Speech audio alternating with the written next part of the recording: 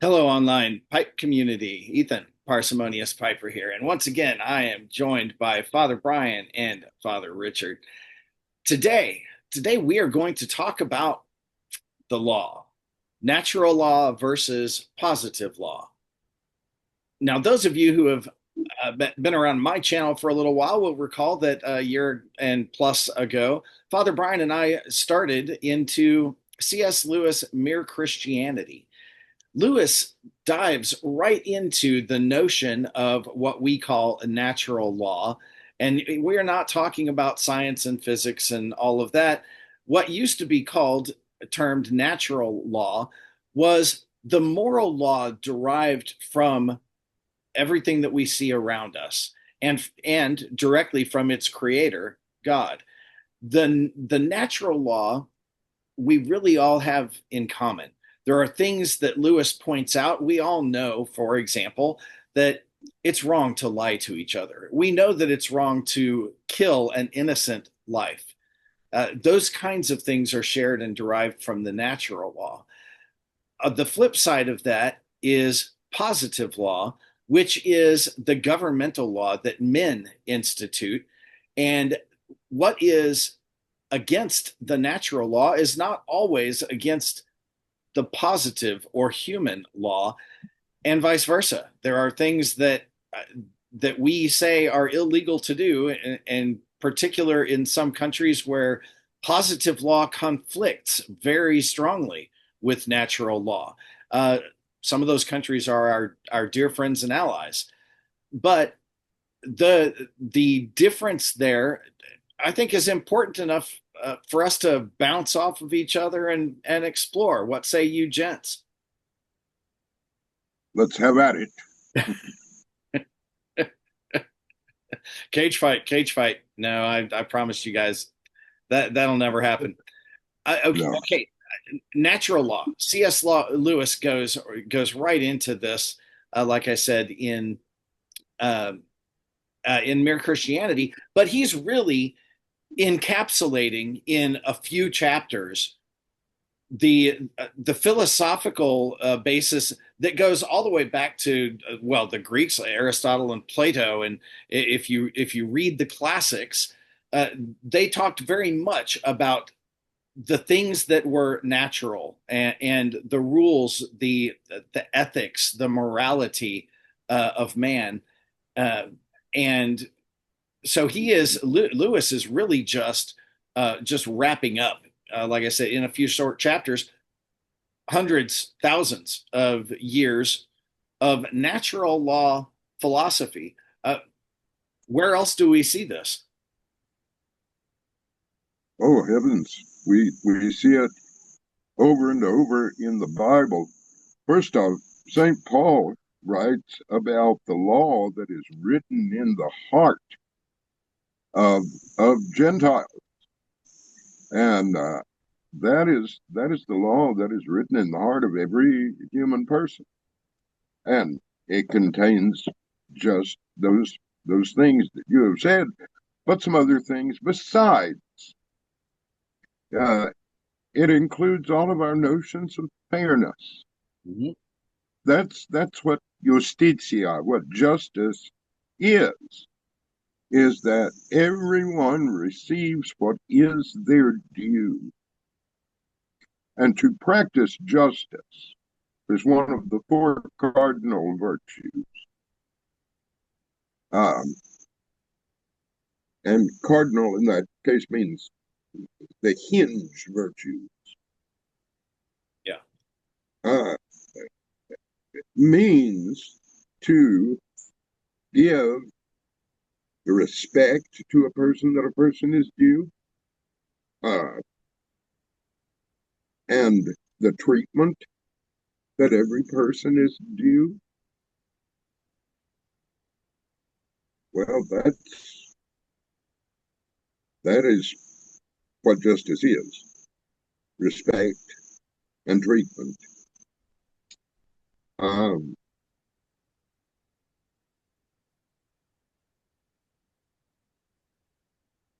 where that springs from, uh, uh, you know, David May we be helped by his prayer.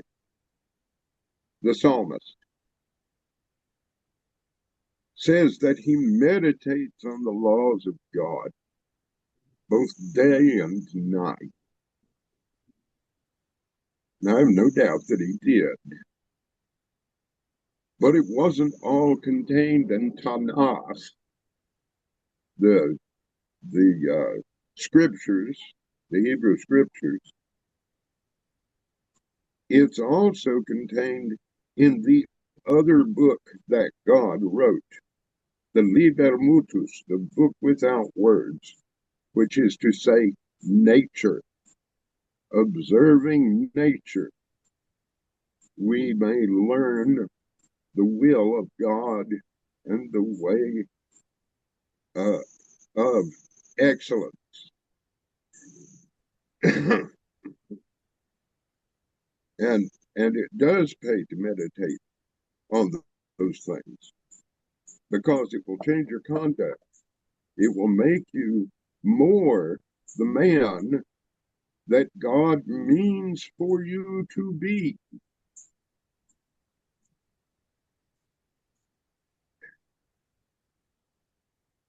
Well, fast forward. Delight. It brings real delight Mhm. to the man who observes these laws, these statutes. I'm sorry, Jim. No, no. Just fast forwarding only a couple of thousand years to Saint Paul, who exhorts us both to take those good things and fill our minds with them, to meditate on those, whatever is good. But he also, as you said, he's very clear in reminding us that we're without excuse. We see around us the evidence of a creator, and the natural law is part of that evidence. That's the first 7 chapters of the book of Romans. Mm-hmm. As I was doing some research, just because I find as I get older, things don't stay in my mind as much. Um, Yeah, but as we were doing the title of natural law and positive law or human law, I think I think what's at stake is that, like Aquinas, I read, he looks at four. He looks at eternal law, divine law, natural law, and positive law, human law. And especially I would say today, and there's an order, a pecking order, and positive law, human law would be the lowest of the order to follow each one incrementally above it. Natural law, divine law, and eternal. What seems to be at stake is that we have authorities and individuals where we want to make human law, positive law, the top authority, Mm-hmm. where I choose what's right and wrong, which is the original sin of Adam and Eve, or we definitely have authorities that want to say we decide what is right and wrong.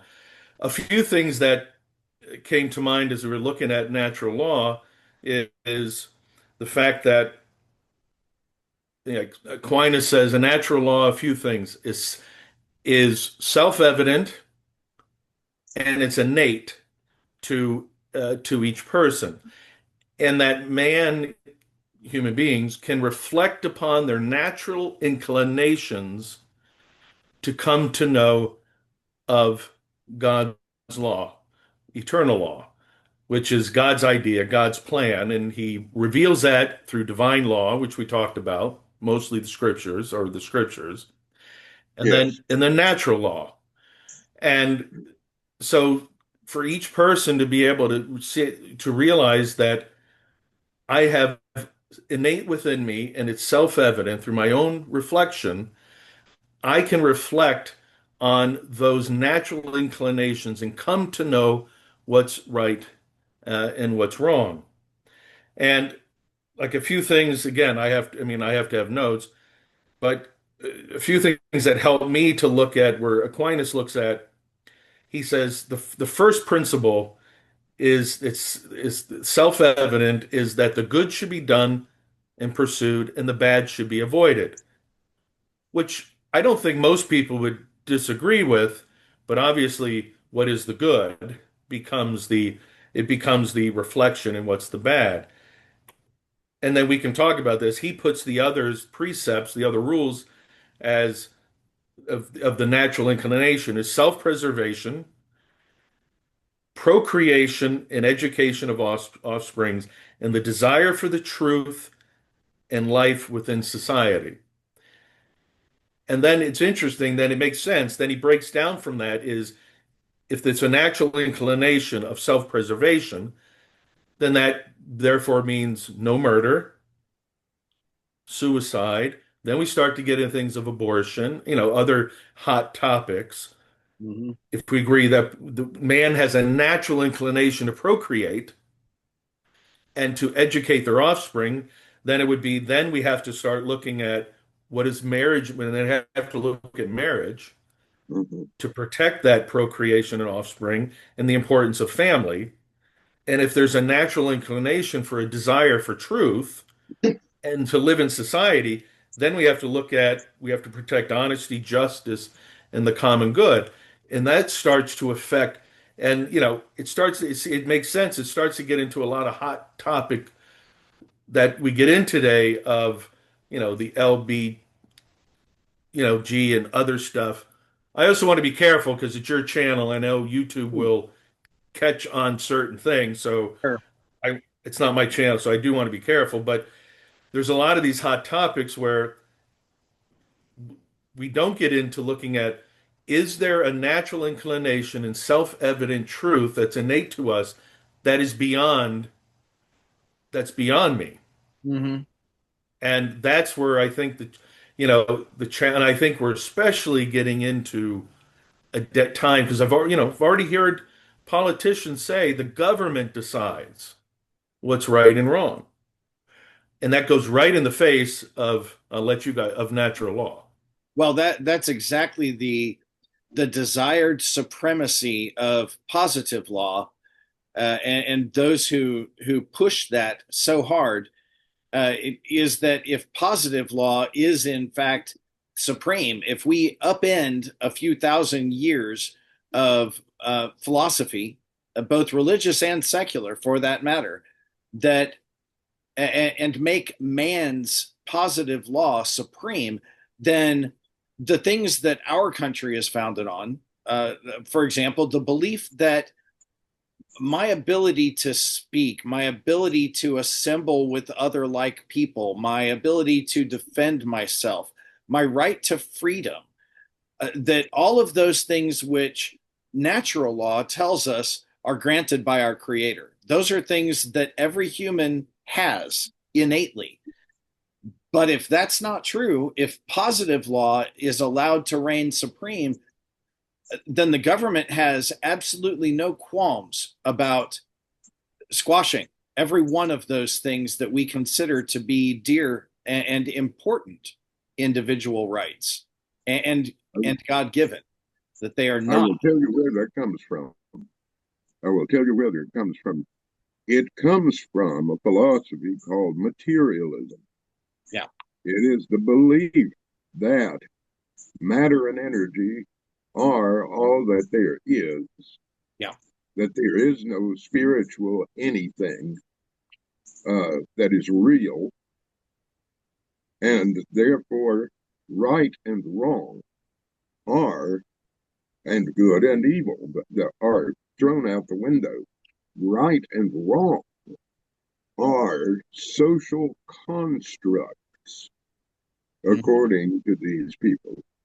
And there lies the rub that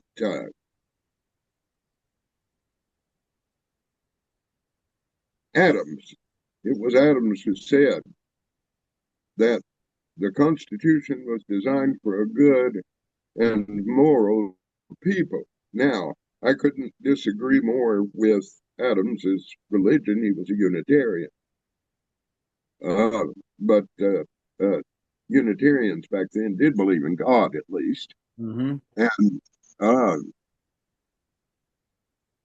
that has since become optional in the Universalist Unitarian thing. Um, but it is atheism uh, writ large to say that the positive law is supreme. Mm-hmm. It really even, and some who embrace that will hate this statement, but it's a true one. It completely overthrows justice because without a, a primary natural law, there is no justice Mm-hmm. because there is no ordering of loves. St. Augustine would write in his City of God about the proper ordering of loves, and really his this whole picture he has uh, of the city of God versus the city of man, uh, properly done, positive law exists as pointers toward the principles of natural law. Mm-hmm. Positive law should be the servant of natural law. Yep. And that's why common law, which is built on precedent, is better than positive law, Mm-hmm. which is decreed by Congress or Parliament. Those those laws, they're writ on thin paper that burns easily, Well, and and they can change their minds at any time. that's right. I was just about to say they exist purely at the whim of whoever holds power Yes, yes, and and can be and changed any time. the great defense against absolute monarchy, uh, which was not monarchy as it was largely practiced, by the way. The king was under the law, Mm-hmm. but absolute monarchy said the law was under the king. And now we have the law under the whim of our tripartite government. Mm-hmm. Uh, and and this it's heinous. It's heinous.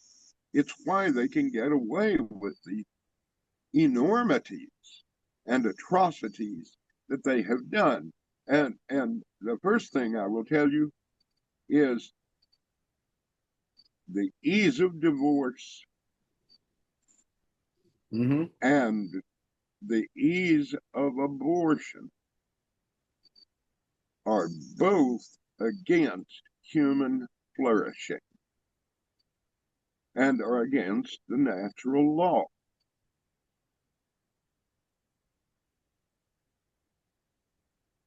What is sex for, after all? It's for making babies. That's what it's for. That is its primary. Now, it has a secondary function, which is decidedly secondary, but it's a real function, and that is the consolation of those called to the married life. Mm-hmm. But it still has to be open to procreation. and that means, as little as we like to think it, artificial birth control is a mistake. It's a mistake. Do I think that it's a grave sin? I think that it can lead to grave sin because it stops the consequence of the sexual act.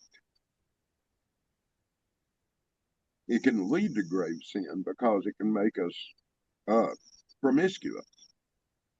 Well, and that's a very good example of the very real difference between natural law and positive law. What is Yes, permissible under one is not permissible under the other.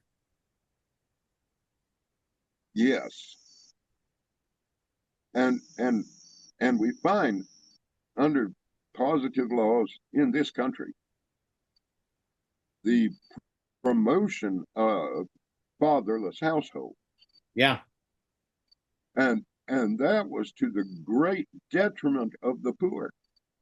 right. Do I think that they meant to help? Yeah, kind of. I don't I don't wish to ascribe to wickedness that which can be more properly ascribed to folly, short-sightedness. Hmm. But on in one case at least, I'm looking at you, Lyndon Baines Johnson. That's I was about to say we could have a whole nother side discussion about Johnson, but Yeah, yeah, yeah. that does highlight one of the big disparities between the positive law and the natural in that very often now positive law, instead of being the servant and an expression of natural law, positive law is being used to overturn and fight natural law. It is. It is. And people are being told to rejoice in that, Yeah. that they are liberated. It's the same old lie of God is dead, everything is permitted. Yes. That The, well, one thing I think you might, both of you might see some of this, but one thing I'm seeing is as our world, and however we want to say that, is showing itself to be a little more crazier or immoral, things are going sideways. I'm finding that in younger people who at this time in their life are recognizing that any group can change things, decide what they want, and I'm seeing some self-reflection of younger people who are saying, well, if any party, if any government, any group can decide what's right and wrong and that can be changed, I think they're starting to realize there is something that has to be higher and greater than, they might not say the word positive law or human law, Right. but I'm seeing younger people who are self-reflecting, meaning they want to come back to some sort of faith or they just want to come to one. But there is self-reflection of, is there some, as evil is being shown more in the world, I think there's self-reflection of, they might not use the word natural law, but there something greater Yeah. than our law and our decision. And I think there's a powerful turn that is happening. Well, and looking for something that can be an anchor or a foundation, mm, something to hold on to and to stand on, because there is nothing of that in human positive law. There is nothing permanent there. Um, it, and this is one of the problems that when you have a discussion of natural law versus human law with an atheist, for example. And here, for those in our audience, I'm not putting atheists down, not in the slightest. I know many very nice and intelligent, thoughtful ones. It's very difficult to justify the morality of a law without it deriving from natural law and therefore from God. Because without that as an anchor, without that as a standard against which we can judge it, anything, moral relativism is absolutely true. And anything can be right or wrong at any given time if there's no standard. And that is one of the massive flaws that we see, the swings back and forth in natural or in positive law, human law. What's legal today may be illegal tomorrow. I was mentioning, in one of our closest allies, in fact, from which our nation sprang, it is illegal to quote the Bible in public for fear of offending groups that don't follow that Bible. This is a nation which used to be a Christian nation and which we as a country are following very rapidly if we're not careful. Yes. Yes. That's every society that was formerly Christian that became non-Christian has not only crashed but also burnt. Mm-hmm. You know, preaching the Bible first became unfashionable in Germany. Mm-hmm. Looking at you, 19th century German theologians, and then Boltzmann in particular. Oh, then it became illegal under the Nazis. It became illegal under the Marxist communists. Man was a martyr, Bonhoeffer. Now, Man was a real martyr.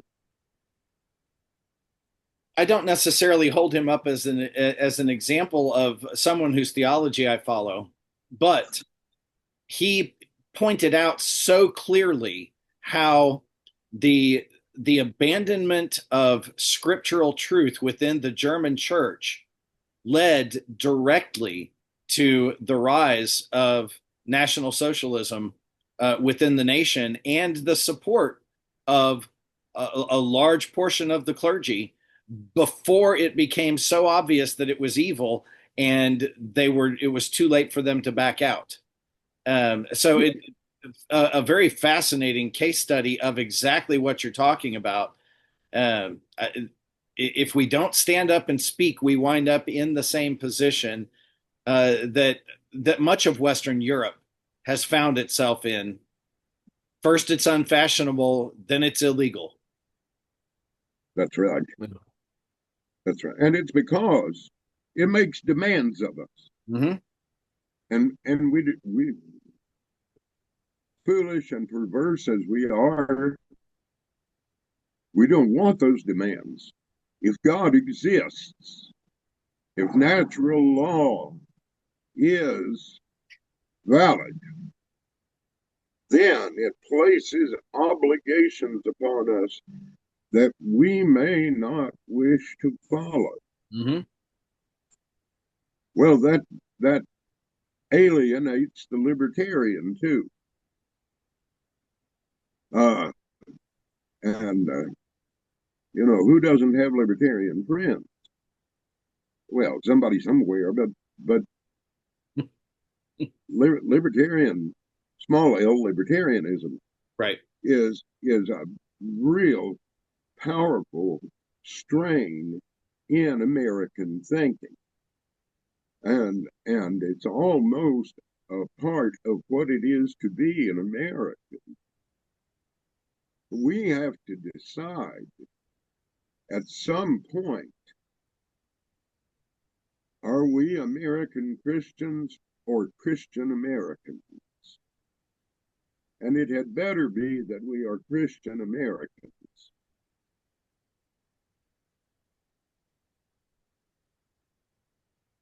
Or we'll wind up like the German Christians, Mm-hmm.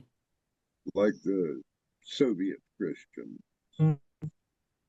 Their church was plagued with troubles from without and from within because of the communist government. There were KGB spies even among the hierarchy Mm-hmm. in the Russian church at one time. Not anymore. How can I say that? Well, there's no more KGB. That's how I can say that. The disaster of allowing the state to control the church is writ large in what is happening in Ukraine. Yeah. They have split the Ukrainian church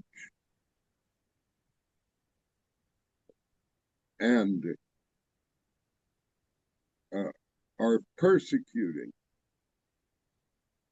The government is persecuting the church that remained loyal to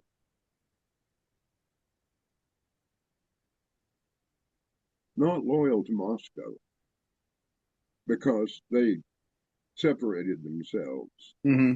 jurisdictionally from Moscow.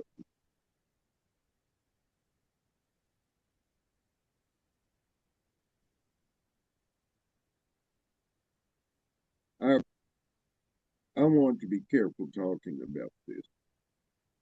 Understood. Not because I'm in fear, Mm-hmm. because I'm not. There's not a thing here that I fear. I don't wish to say something unjust. But I will say this, the government church in Ukraine is a fake church. Government church always is. Sadly. Sadly. But the church that stands up to government and says, you can't do that, or you must do this. The church must say, Mm-hmm. you cannot let the hungry go hungry. The church must say, you must take care of widows and orphans. The church must say those things because they are righteous. And the church must be able to stand up and say that euthanasia is wrong, that uh, human conduct needs to be regulated so that it is not destructive of life. Mm-hmm. That the church has to stand up for the natural law because it is a revelation of God's will as much as divine law is the revelation of God's will. So we have in Eastern thinking I want to talk just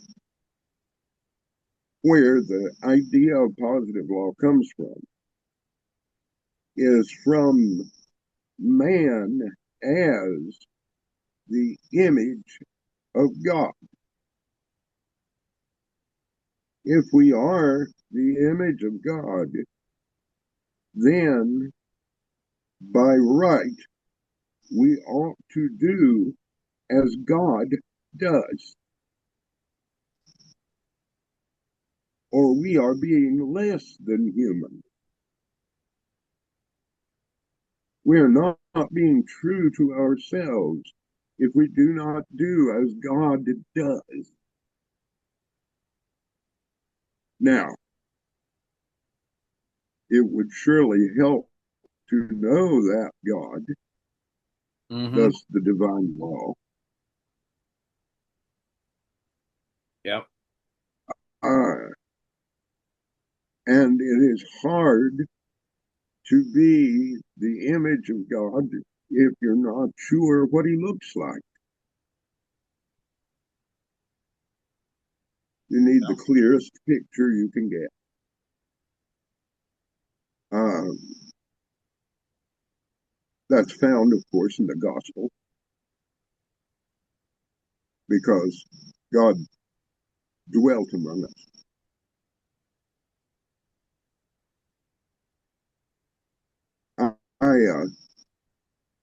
That is where the orthodox idea of natural law comes from, is knowing God's will and doing it. And it can be done uh, because it's writ in the heart. And this is very close to what St. Thomas Aquinas says. It's very close to what St. Augustine of Hippo says. You know, Thomas was a great devotee of Augustine uh, and of Aristotle.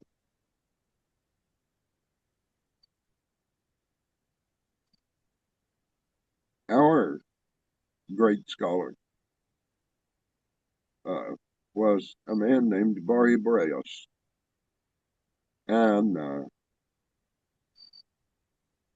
he wrote the only Oriental Orthodox systematic theology. He also wrote our Code of Canon Law. Hmm. Yeah, uh, because one proceeds from the other. One proceeds from the other. Knowledge of God places on us moral imperatives, It does. Absolutely. and and and we cannot refuse to try and be human. We will fail because we're weak and sinful, but because we're ignorant and weak and sinful, God will forgive. God does forgive. He's faithful to forgive. But that means we have to check.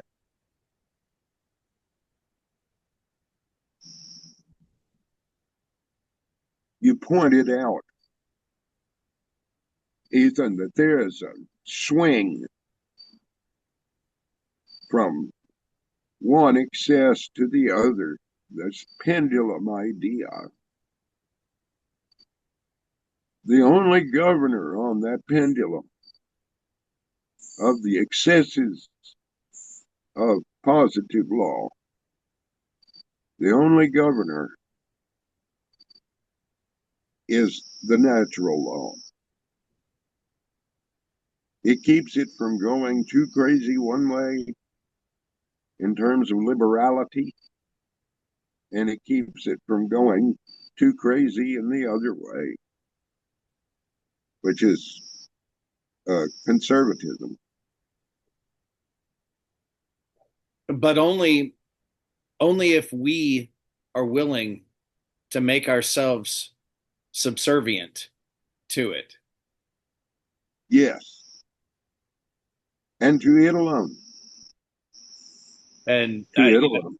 and that's very much what Adams was getting at when he said, look, it's only suitable for a religious and moral people, and that's because a religious and moral people do submit themselves to a higher authority and don't allow their own human nature, I should say the sinful nature, to to dominate the giving and creating of laws, which, as you said, that's a very natural thing for humans to do, because if we're in the image of God, we're going to do things to structure our societies and to make them orderly.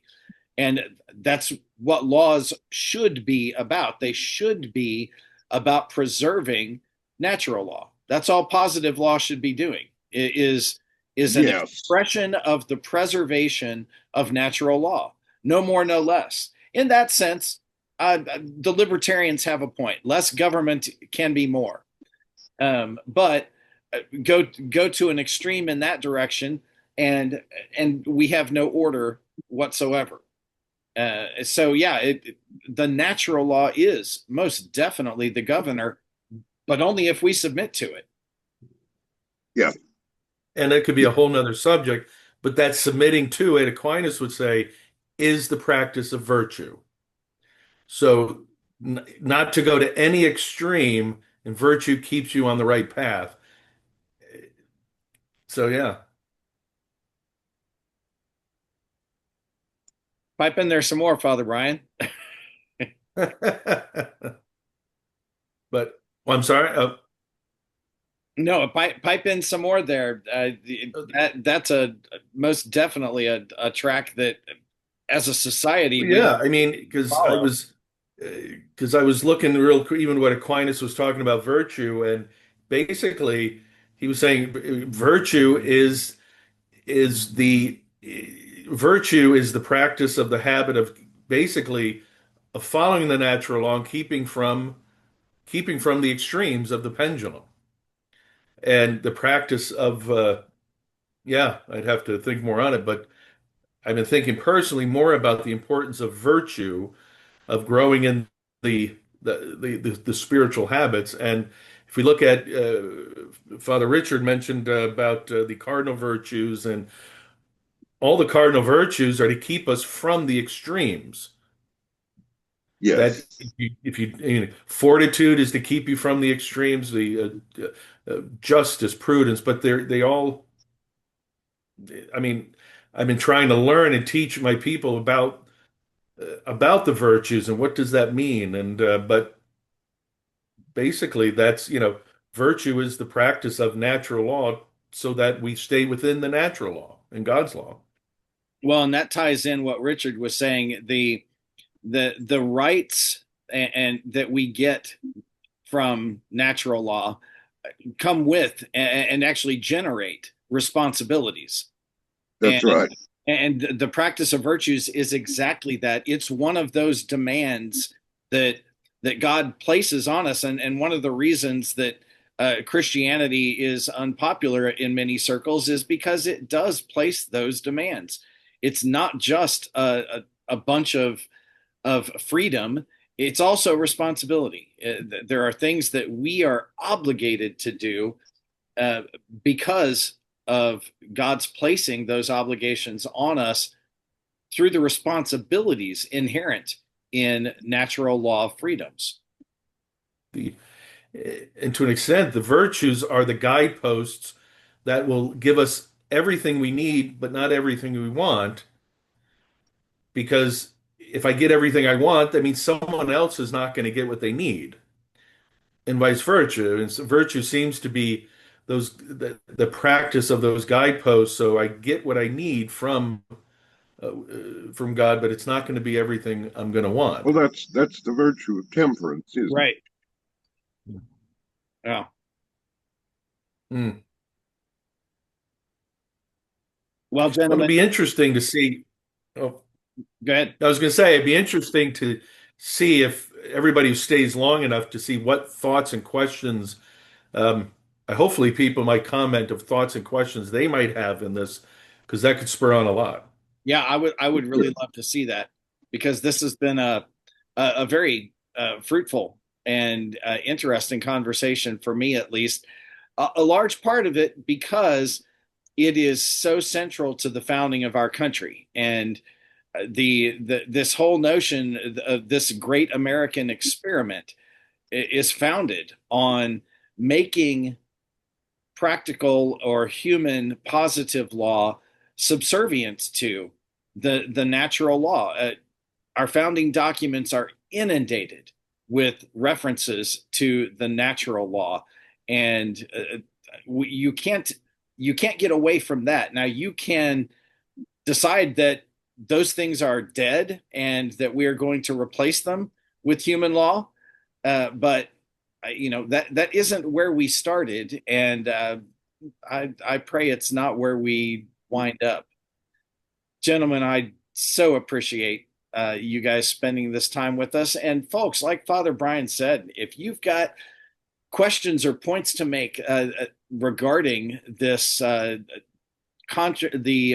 not contradiction, but the current conflict between the ascendancy of positive law and the superiority, the should be superiority of natural law, please do leave them in the comments, because we can always come back for more discussion on this. And until we do, I'll tell you, light something you like, ponder this stuff. It's a lot of fun to think about, but it will also change your life. Until next time.